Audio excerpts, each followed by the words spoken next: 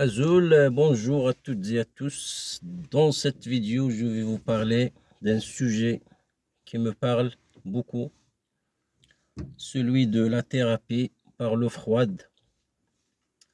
Vous avez déjà peut-être entendu parler de la douche écossaise qui rend les Scandinaves plus vieux et plus heureux et qui consiste à alterner l'eau froide et l'eau chaude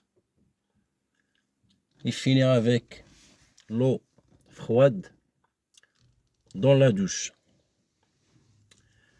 Je sais bien que c'est une pratique contre-intuitive pour la plupart d'entre nous, car tout le corps dit non, non, non, non, non au moment où on s'expose au froid. Moi, je l'ai déjà essayé 3 fois. C'est une pratique qui demande une force mentale pour relever le challenge, stresser le corps et quitter le confort de l'eau chaude. Mais croyez-moi, c'est avec cette pratique que vous allez retrouver un sentiment intense parce que le froid a un pouvoir extraordinaire car il permet de mobiliser les ressources du corps, notamment l'adrénaline, le cortisol, le dopamine, pour bien se sentir après.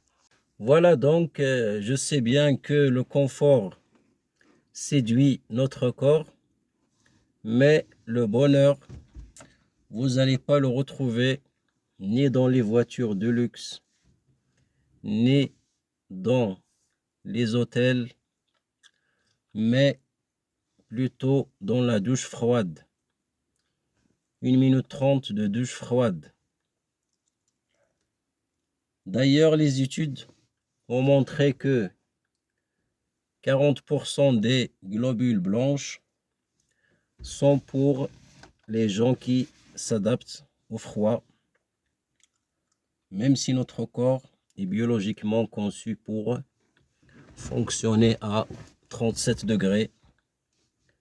Le fait de l'exposer à une température négative permet au corps de mobiliser ses capacités de défense, stimuler l'électricité du système nerveux par une cascade de sentiments qui offre par la suite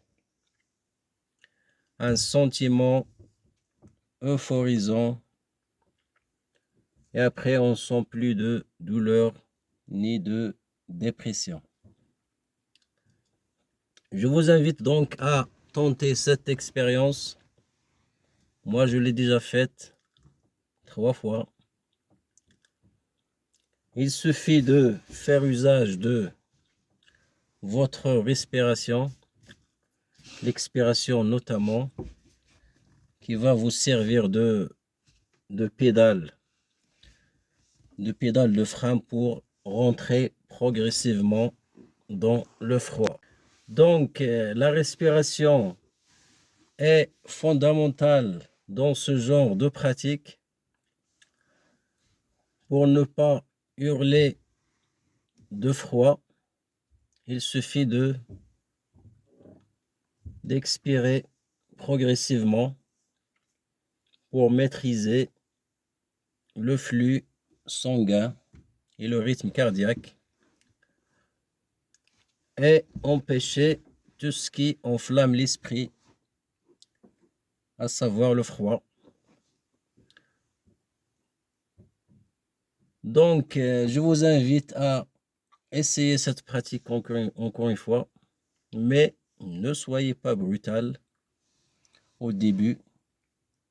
Il faut tenter au fil des saisons jusqu'à ce que le corps s'adapte. Cette pratique est bonne pour les personnes obèses aussi, car il permet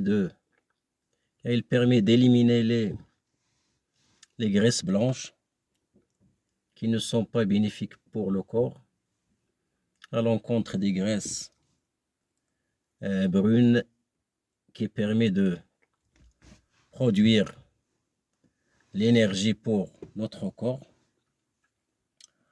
Enfin, pour ceux qui n'arrivent pas à procréer, essayez cette dernière pratique. Le choc du froid va réactiver votre système cardiovasculaire pour augmenter la production du testostérone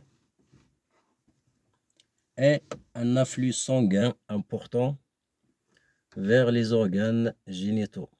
Je ne sais pas si cette pratique peut être valable ici chez nous dans le désert, parce que la plupart des gens ont tendance à se soigner avec la chaleur.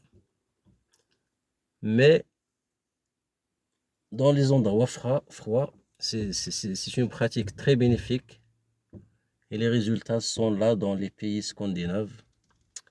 Voilà, tentez l'expérience. Bonne journée, au revoir.